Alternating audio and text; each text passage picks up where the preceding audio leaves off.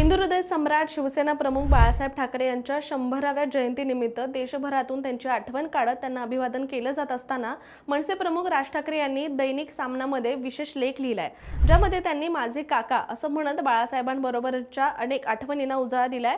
बाळासाहेब ठाकरे हे केवळ प्रभावी वक्ते नव्हते, तर त्यांच्या कुंचल्यातील फटकाऱ्यांमध्ये अग्रलेखापेक्षा अधिक ताकद होती असं राज ठाकरे म्हणालेत। मात्र देशात त्यांच्या कलेला आणि विचारांना अपेक्षित मान्यता मिळाली नाही अशी खंत देखील त्यांनी व्यक्त केली।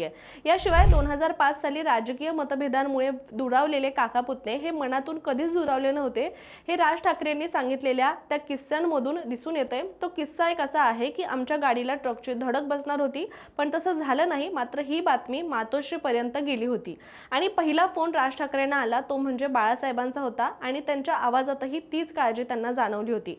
याशिवाय राज ठाकरेंच्या आजारपणातही बाळासाहेबांनी त्यांची काळजी घेतली होती। दरम्यान राजकीय वाटचाली दरम्यान मिळालेल्या मार्गदर्शनाचा उल्लेखही राज ठाकरेंनी आपल्या लेखनात केलाय आणि पहिल्या जाहीर भाषणादरम्यान बाळासाहेबांनी दिलेला सल्ला आजही ते कायम लक्षात असल्याचं सांगतात आणि बाळासाहेब केशव ठाकरे हे माझे काका नव्हते, तर माझ्या आयुष्याचा मजबूत आधार होते अशा शब्दात राज ठाकरेंनी आपल्या भावना व्यक्त केल्यात।